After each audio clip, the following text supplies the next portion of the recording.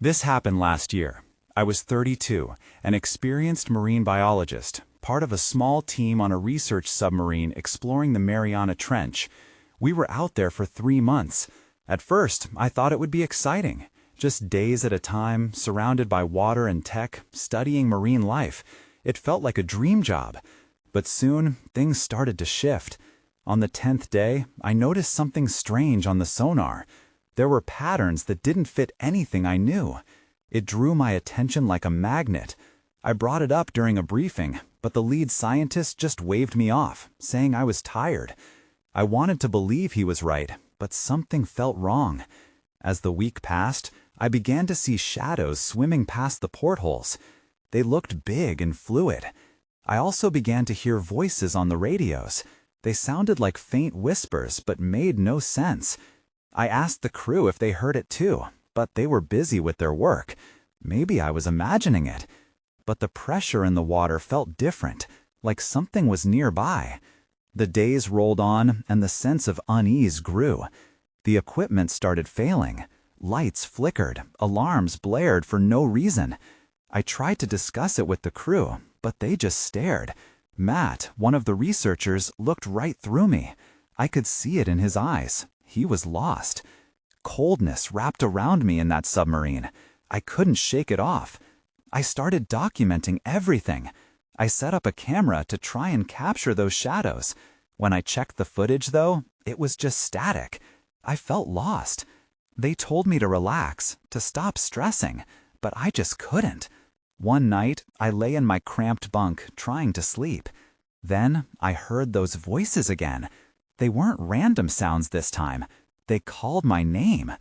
I thought it must be a dream, but the more I listened, the more I sensed something was wrong. I sat up and grabbed my flashlight.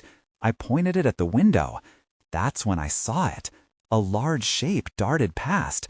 My heart raced, and I leapt up, running to the control room. The sonar was down, but I could feel the vibrations of the submarine. I yelled for the others, but they just looked at me. Their faces were blank, as if I were a ghost. Then I heard the whispers right behind me.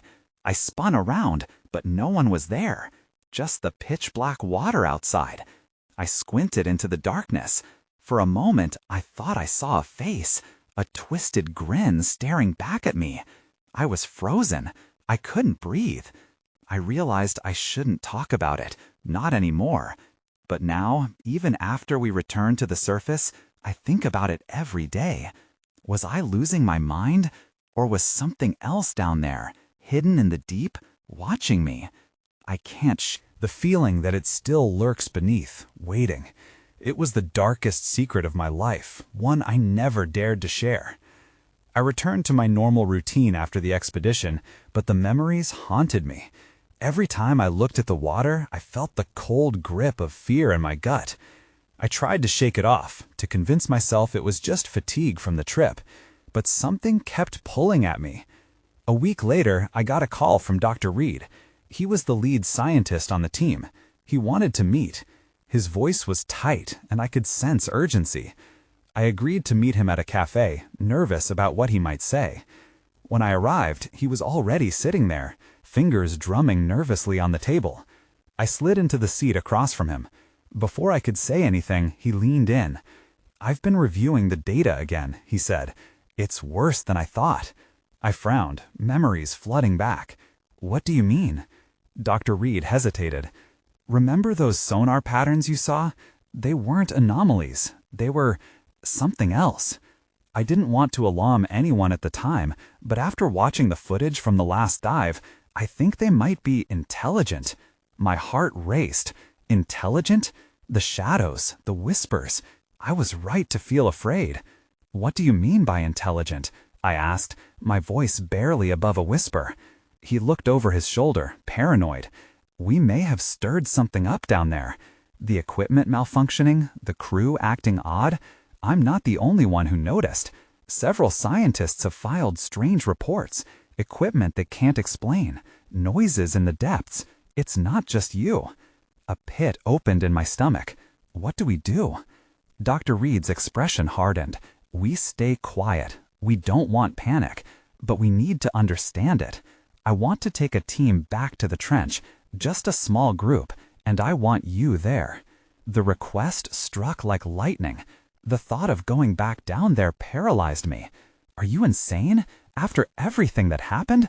What if it's dangerous? He leaned in closer. "That's exactly why I need you. You know what we experienced. You saw things we can't explain. We have to learn more. If it is intelligent, we can't take any chances." I felt trapped. The call of curiosity clashed with the survival instinct screaming at me to stay away. But even as I weighed my options, the memories dragged me back. The darkness, the whispers, I couldn't shake them. "Let me think about it," I finally said. Dr. Reed nodded, but I could see the desperation in his eyes. "We don't have much time. If we're going to do this, we need to act fast. Something feels off. I think we're running out of time." I left the cafe, my mind racing. It was a risk that felt impossible to take. Yet as I walked past the water, I felt the deep pull again. What if I was meant to see it? What if this time I could find out the truth? That night, I sat in my room, staring at the ocean through my window, anxiety swirling in my chest. I made a decision. I had to go back. If there was something down there, I needed to confront it. I sent a text to Dr. Reed, letting him know I was in. But then, as I turned off my phone, the whispers returned.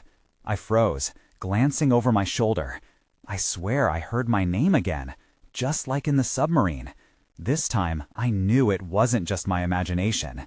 It felt like it was reaching out to me, pulling me closer to the depths. And now, there was no turning back. The next morning, I met Dr. Reed and the rest of the team at the lab. The atmosphere was thick with tension. The air crackled as we gathered around a large table, eyes glued to the screen displaying sonar readings and footage from our last expedition. It was clear that no one felt truly at ease. "Thank you all for coming," Dr. Reed began, his voice steady but strained. "I know you're all aware of the strange occurrences we've been experiencing. Today, we need to address them head-on." Someone coughed nervously, breaking the silence. I scanned the room, noticing unease in everyone's eyes. They all looked like they'd aged a year since our last venture. I felt my own anxiety spike as I thought about returning to that place. Dr. Reed continued, "I want to go over the sonar patterns we picked up again. We need to really analyze what we're dealing with." He pressed a button, and the screen flickered to life, displaying the haunting lines from the depths. My breath caught in my throat. The patterns, the shapes, it wasn't just noise. It looked like a formation, almost as if it were communicating. Had I missed this before? I leaned closer, my heart racing as a chill ran down my spine. "This is the key," Dr. Reed said, gesturing toward the screen. "If we can understand what we're seeing, maybe we can unravel the mystery." As the team scrutinized the footage, I felt an odd sensation. It was like a ripple of energy banking up in the back of my mind. My thoughts drifted back to the whispers. I needed to know if any of them had experienced what I had. "Has anyone else heard anything strange?" I blurted out. All eyes turned to me, the room suddenly quiet. One researcher, a woman named Clara, shifted uneasily. "I thought I was just imagining it," she admitted. "But yes, I've heard whispers too, like someone was calling me." That revelation sent a jolt through me. It wasn't just me. I glanced at Dr. Reed, his expression darkening. "We can't ignore this," he said. "If we've all experienced it, it means it's real. We can't leave anything to chance on this next dive." The conversation shifted to planning our return to the trench. Logical minds discussed preparation and strategy, but dread gnawed at my insides. I remembered clearly how things had spiraled out of control. As we wrapped up the meeting, I felt a surge of trepidation. Dr. Reed's insistence was unsettling. "Something feels off," I whispered to him as we stood to leave, "like we're being drawn into something we can't control." "I know," he admitted, glancing around the room, "but we need to move ahead. If we don't confront this, it might just keep getting worse."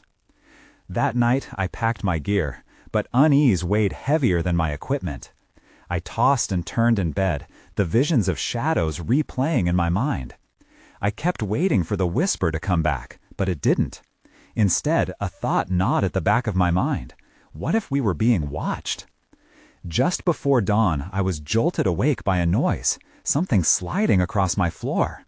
Heart racing, I sat up and squinted into the darkness. The only light came from outside, casting ghostly shadows through my window. When I turned on the lamp, I discovered something chilling. A piece of paper lay on the floor. I picked it up, heart racing as I read the words scrawled across it.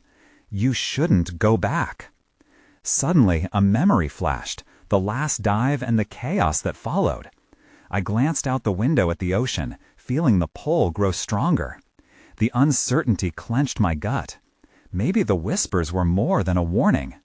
I felt a new darkness closing in, and I couldn't shake the feeling that something had already decided my fate, and this time I feared I might not return. The next morning came too soon. I packed my gear, the weight of each item matching the dread in my chest. The paper from last night lay crumpled in my pocket, a reminder I couldn't ignore. I climbed into my car and made my way to the lab, each turn of the wheel sending cold shivers through me. When I arrived, the lab buzzed with activity. Dr. Reed stood by the sonar screen, his brow furrowed in concentration. He looked up as I entered, and for a moment something flickered in his eyes. Was it concern? Fear? It was hard to tell. "Are you ready?" he asked, his voice barely masking his own apprehension. "As ready as I can be," I replied, but my words felt hollow. I glanced at the team. Clara was there, and she looked even more on edge than before. It was clear that the whispers had left their mark on all of us. "Let's run through the protocols one last time," Dr. Reed said, clapping his hands together. "Safety is our priority." As he spoke, I considered the sonar data from our last dive. Information darted through my mind. There were traces, small deviations in the patterns, shadowy figures that hadn't been present. Explained. I felt a prick of anxiety as the thought of facing whatever was waiting for us crept in. After the briefing, we gathered our gear, preparing to head out. I caught Clara's gaze, and she moved closer. "Are you sure about this?" she asked quietly. "No," I admitted, my hands shaking slightly, "but I can't help thinking we need to find out what's down there." Her eyes widened. "What if we find something we weren't meant to?" I sighed, feeling the weight of her words. There was something sinister about that question. As we loaded onto the submarine, the air grew thick with tension. I took a seat and scanned the darkened ocean outside the small window. The waves rolled uneasily, as if they sensed our intent. The words, "You shouldn't go back," echoed through my thoughts. Once submerged, the atmosphere shifted. The hum of the engines filled the space, but it couldn't drown out the growing anxiety thrumming in my chest.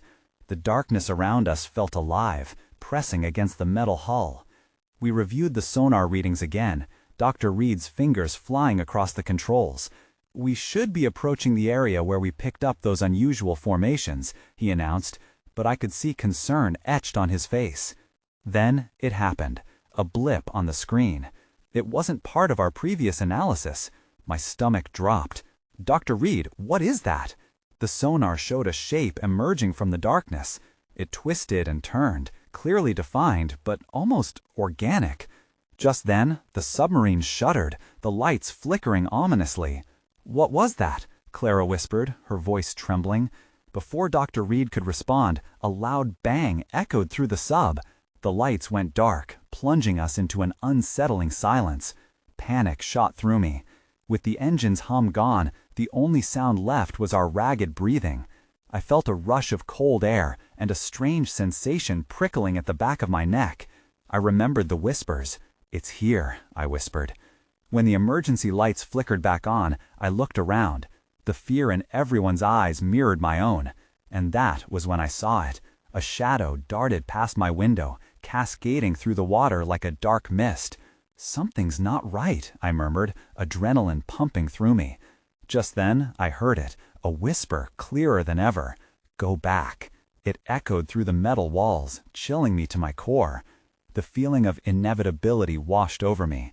Whatever we were facing was alive, and we were very much unwanted guests. I gripped the edge of my seat as anxiety rippled through me. The shadow outside the window disappeared, but the echo of the whisper filled the confined space. Go back. The words replayed in my mind, a haunting command that refused to fade away. Dr. Reed turned his attention back to the sonar screen, searching for answers. "Everyone, stay calm," he instructed, but his voice lacked conviction. I wasn't sure if any of us could remain calm. Clara leaned closer. "What if whatever's down there knows we're here?" she whispered, her eyes darting nervously around the sub. I didn't have an answer. I felt the submarine drift awkwardly, like a fragile leaf floating through dark waters. The hum of the engines was gone, robbed by the chaos. I could almost hear the pulse of the ocean outside, rhythmic and ominous. Then the lights flickered again, this time revealing something, a figure now outlined in the greenish glow of the emergency lights. It was massive, streamlined, and not entirely human. The shape was mottled, scales glinting as it turned slightly, glistening with the ocean's moisture. My breath hitched, and I instinctively took a step back. "Dr. Reed, do you see that?" I pointed toward the screen, panic leaking into my voice. "God!" Clara exclaimed, her breath hitching. "What is it?" I wished I knew. The sonar pulsed erratically, like a heartbeat, and I felt a wave of nausea wash over me. "We have to get out of here," I said, barely able to contain my rising fear. "We can't abandon the mission," Dr. Reed replied, but his tone suggested he was struggling to convince himself. "We need more data. We can't leave now." I caught Clara's gaze. Her expression mirrored my own, raw fear mixed with an unshakable instinct to flee. As if sensing our anxiety, the shadow flickered outside again, moving closer. It was as though it was teasing us. "Dr. Reed," I said, "what if this is what those reports warned about? The locals said something's been lurking in these waters." He shot me a look, one that mixed disbelief with a hint of concern. "This is science," he insisted, but his voice cracked at the end, betraying an emotion he was trying to suppress. Before I could respond, another loud bang echoed through the submarine. This one felt different, more severe. The entire vessel shuddered, and the lights strained to stay on. Alarms blared, and the emergency lights flickered wildly. "Dr. Reed, we have to surface," Clara yelled. But as I looked at the sonar one more time, my heart sank further. The shape I'd seen was magnified now, looming larger and more menacing. It wasn't just watching us, it was circling. "We can't escape," I said, my voice trembling. The crushing weight of the ocean felt more oppressive than ever. Then, as if in response to my words, the figure outside made its move. It lunged toward us with terrifying speed, and I braced myself for impact. Then everything went dark again. My pulse raced as the sub plunged into an unsettling silence. I strained to hear anything, but all I caught was the sound of my own frantic breathing. Suddenly, the emergency lights flickered back on, and I realized with horror, the figure had vanished. For a moment, I thought maybe I was imagining things, but the whispers returned, louder now, almost laughing. "Don't stay." My heart raced faster. What did we get ourselves into? Wondered. The reality of our situation loomed over us like the shadow that had appeared just moments before. Clara's voice broke my thoughts. "We need to make a decision, now." And that's when I saw something else. A glowing object moving through the shadows outside the porthole, pulsing with an eerie light. It beckoned to me. I felt drawn to the light. Something deep within me wanted to reach out, to understand. But I knew better. It was a trap, a seduction wrapped in mystery. "What is that thing?" I whispered, my voice a mere tremor in the tense silence. Clara pressed her face against the porthole, her breath fogging the glass. "It looks alive, like it wants us to follow it." "Or it wants to lure us away," I countered. "We don't know what we're dealing with." Dr. Reed moved to the sonar screen, squinting as if trying to locate the glowing object. "It doesn't show up on this," he muttered. "It's like it exists in a different realm." I shuddered at his choice of words. Somewhere in the back of my mind, I recalled the old sailors' tales, stories of creatures that preyed during the dark depths of the ocean, feeding off the fear of their victims. "Where did it go?" Clara asked, pulling back from the porthole, her voice shaking. "I think it's still out there," I said. "I just can't see it." My fingers tightened around the edge of my seat again as dread crept back in. I glanced at the other portholes. They felt like eyes staring into a void. Suddenly, the submarine shook again. This time, it felt like a warning. I stumbled but caught myself against the metal wall. Alarms blared anew. A light on the control panel flashed red. "Dr. Reed," I yelled, "we have to move. Whatever that thing is, it's getting angrier." "Just a little longer," he insisted, though I could see the uncertainty pooling behind his eyes. "We need to—" Another bang rattled the sub, but this time it felt different. The sound echoed as if something had collided with our hull. "Surface, now!" Clara screamed, and her urgency seemed to cut through the fog of fear. "It's too deep," Dr. Reed protested, eyes darting between the controls and the sonar. But the panic was clear in his voice.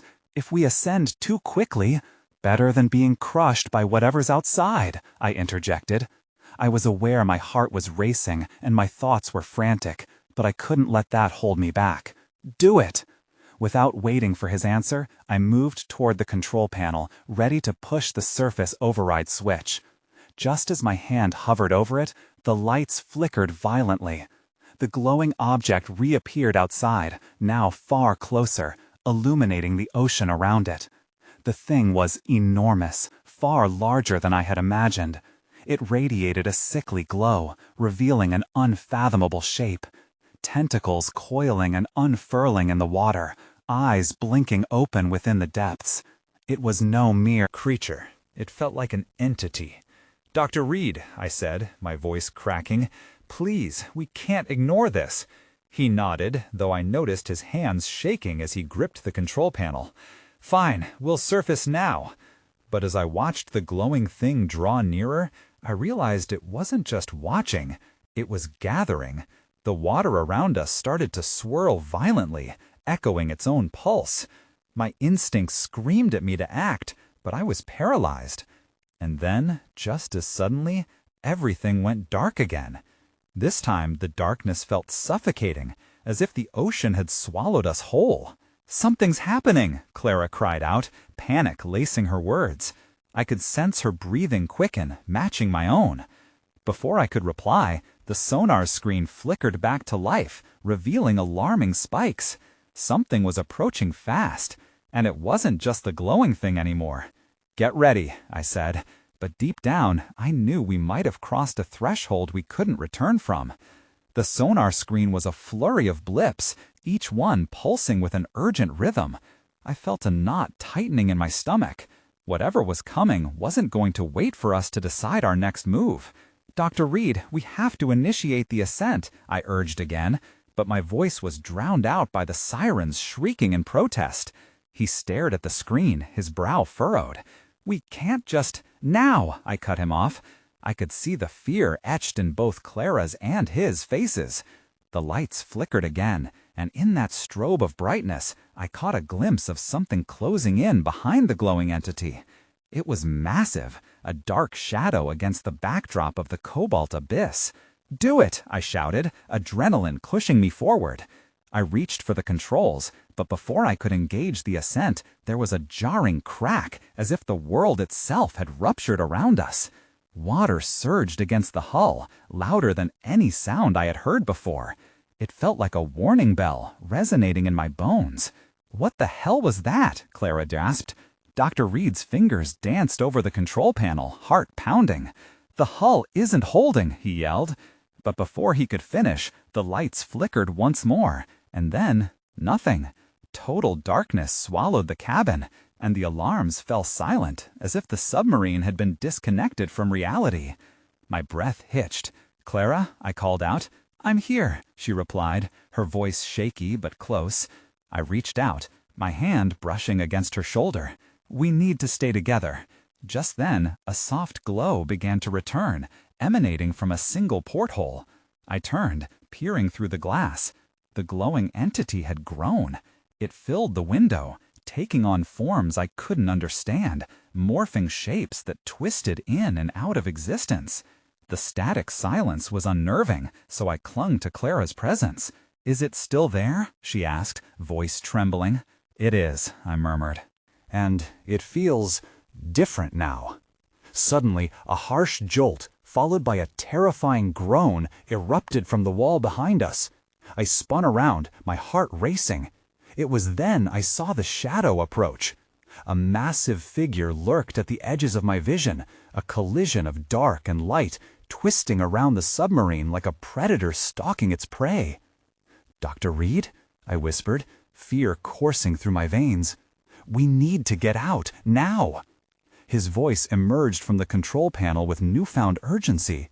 "I'm trying, but we're trapped. Something is interfering with the systems." The sonar screen blinked back to life, but the spikes were overwhelming now, covering the entire screen like a swarm. I'd never felt this sense of overwhelming dread before. It was as if the ocean itself had turned against us. That's when I saw it. In the luminous light cast by the creature outside, I could finally see the truth. Jagged wreckage drifted around us, fragments of past submarines, their hulls scarred and twisted. Each one had a story, a fate I desperately wanted to avoid. "Cover your eyes," I yelled, instinctively pressing my palm against Clara's forehead. Just as she did, a blinding flash erupted from outside the porthole, bathing the cabin in glaring light. Then everything went dark once more. My eyes fluttered open in total darkness. For a moment, I thought I was dreaming. But then it hit me. The rumble of the ocean. The weight of water pressing around us was all too real. "Clara?" I pushed out, my voice a strained whisper. I felt the endless tightness in my chest that came with the fear of isolation. "I'm here," she replied, a slight tremor in her voice. Relief flooded through me, yet there was an underlying current of dread. "What happened?" "I don't know," I admitted, my palms slick against my legs. "The lights, something outside." Just then, faint glimmers of light flickered to life in the cabin. I squinted, trying to adjust. It was the emergency lights, dim, but they offered some comfort. The control panel still lay dark, all systems apparently down. "Dr. Reed?" Clara called out, her voice rising with urgency. "We need him." But there was no reply. Panic started to claw at me. "Where is he?" I scrambled toward the control panel, crawling on my hands and knees. "Dr. Reed!" My fingers brushed against the cold surface of the metal. I desperately searched for the emergency manual override, something to help us escape this nightmare. Then I heard a rustling noise behind me. My body froze, paralyzed by fear. I knew Clara was close, but in this darkness, what if something else was too? "Clara?" "I don't know," she stammered. "I just heard it too." The rustling faded, replaced by a low humming sound, like that of an engine trying to start. I clutched the nearest surface for support, the cold metal biting into my palm. "What is that?" I whispered. "Could it be Dr. Reed?" Clara suggested, but I sensed the doubt in her voice. It didn't sound human. The sound felt like it was wrapping around us, alive and watching. And then it came. A shadow flitted across the emergency lights, blocking the little illumination we had. It was there one moment and gone the next. I jumped to my feet, heart racing as I glared into the darkness. "There!" I pointed toward a shimmering form in the dim light. The glowing entity, its shape volatile and fluid, was back. It hung in the water, close enough that I could see it pulsating softly, as if it was breathing. "We should leave," Clara urged, but my feet felt glued to the floor. The entity drew me in, begging me to understand it. Suddenly, the humming sound intensified, and the submarine shuddered. I grabbed Clara's hand, the warmth grounding me. "We need to find Dr. Reed," I said, steeling myself. We turned toward the corridor leading deeper into the submarine when I felt a cold draft, followed by a gut-wrenching sensation that the water was beginning to enter the cab.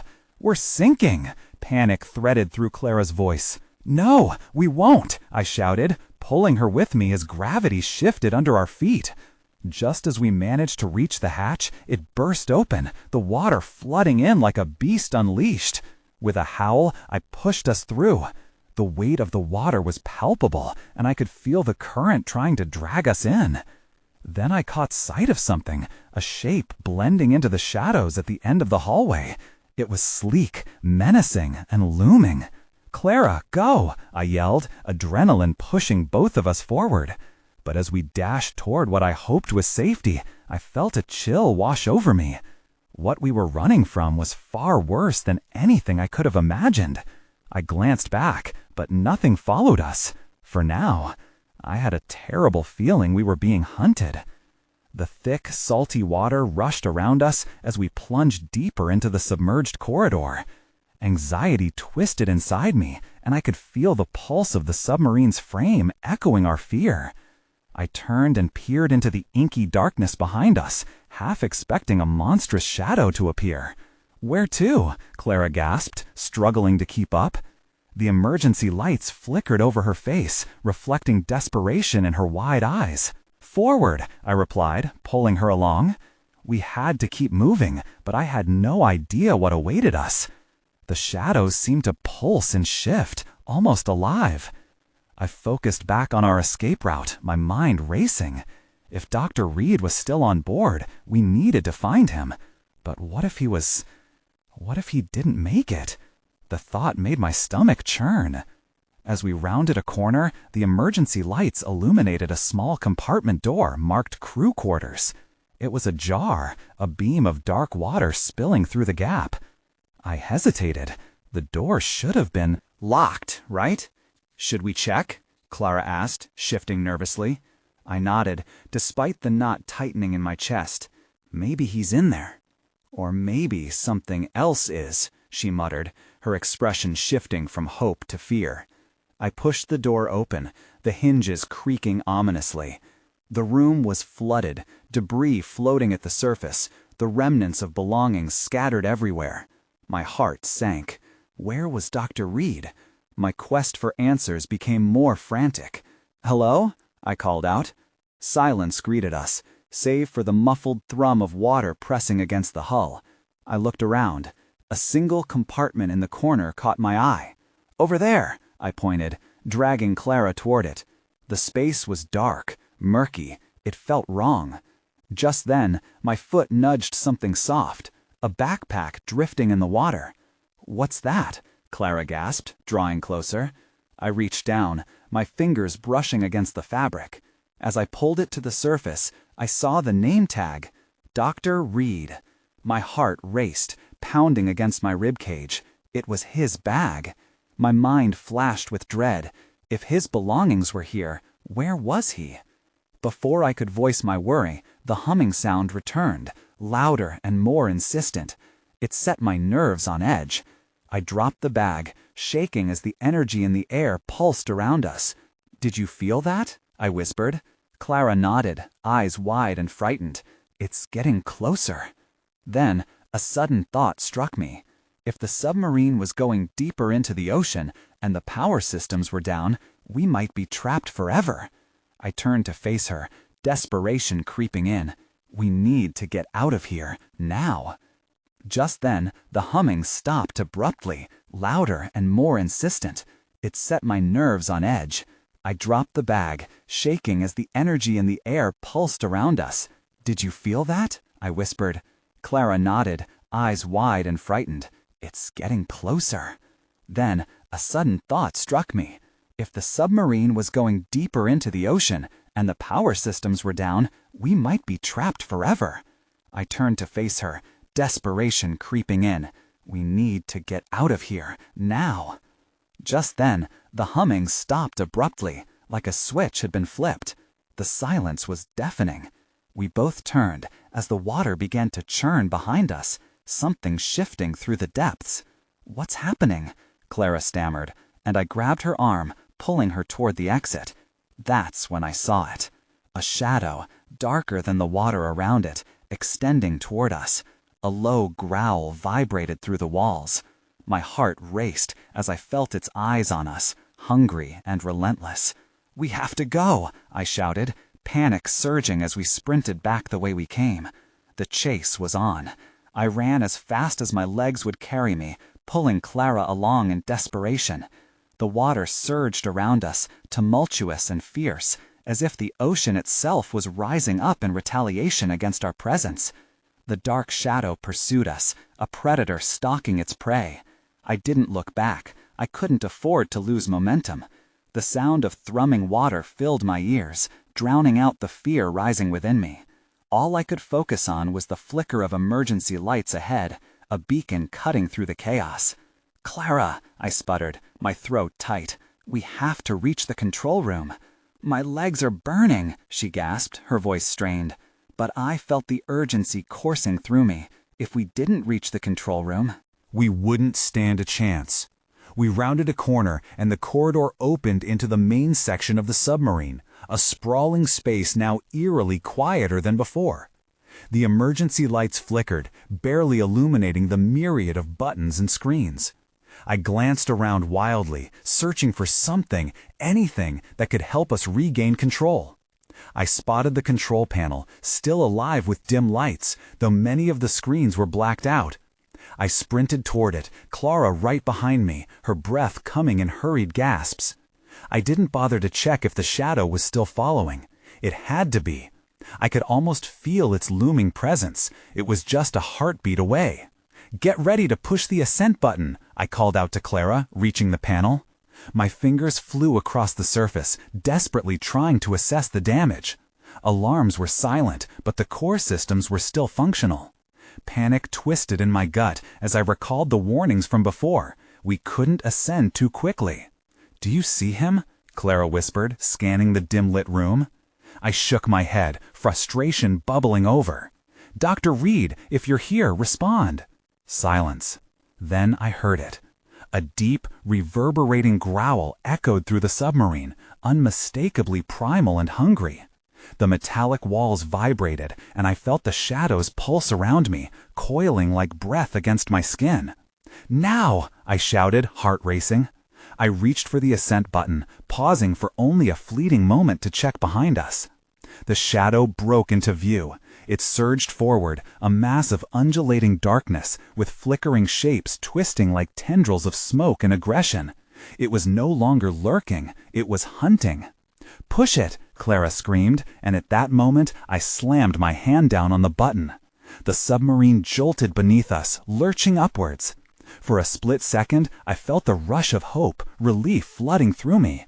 But then the submarine protested with an agonizing creak. The force pushing us skyward felt wrong, as if we were being pulled apart from within. "Brace yourself," I yelled, gripping Clara's arm tight as the walls began to rattle violently. But then, just as quickly as the ascent commenced, the lights flickered again, replaced by a horrible darkness. The humming noise surged, looping around us like a prison, a reminder of the weight of the water seeking to claim us. A hiss echoed through the sub, the sound flattening the air. I looked over at Clara. Panic was etched across her face, and her eyes darted behind me. "Something's in here!" she shrieked. I dared to turn, just as a crushing force slammed into the hull, sending shockwaves through the chamber. The submarine rocked violently. My knuckles turned white as I gripped the control panel. If we didn't get out soon, we would become part of this dark abyss forever. And then the lights burst back on, blinding us. The massive, glowing entity loomed closer, nearly filling the porthole, radiant and haunting, revealing more of itself with each informed glow, an indiscernible monstrosity of organic shapes seemingly shifting in and out of reality. "Help us!" Clara screamed, collapsing against my side as the entity seemed to whisper back, words echoing through vibrations in the water. My mind raced. Were we meant to intuit its intent, or was it simply playing with its food? The submarine shuddered again, and this time the sound of cracking metal drowned out all coherent thought. I pulled Clara with me, running back toward the hatch. This was our only chance. I didn't know what lay beyond, if the depths would swallow us as effectively as the thing should triumph over our ignorance, but we had to escape.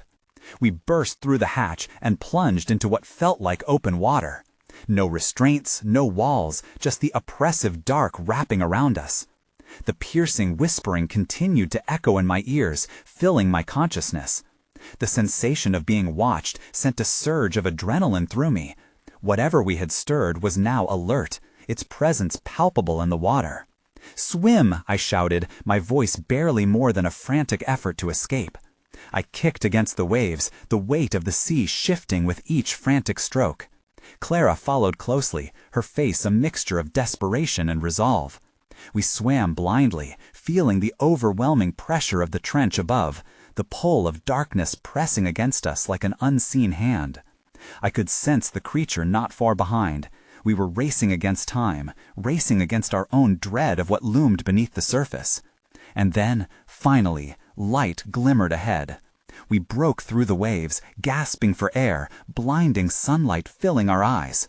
We had escaped the depths, but still felt fractured. Though we had surfaced, the shadows lingered at the corners of our memories. I turned back toward the ocean, watching its vast familiarity ripple and sway. Had we really escaped? The echoing whispers haunted me still. I felt an unsettling coil of despair. A part of the darkness remained unchanged, the questions unanswered. I couldn't look back at the submarine sinking into the unknown. It felt like a mistake I could never correct. I had survived, and yet the whispers still echoed somewhere deep, entwining my fate with that dark secret, that unfathomable intelligence that lay beneath the waters. I began to swim back toward the boat awaiting us, its presence a comfort against the unfathomable depths. But I couldn't shake the feeling that some mysteries were meant to stay submerged, forever watching, aware, and waiting.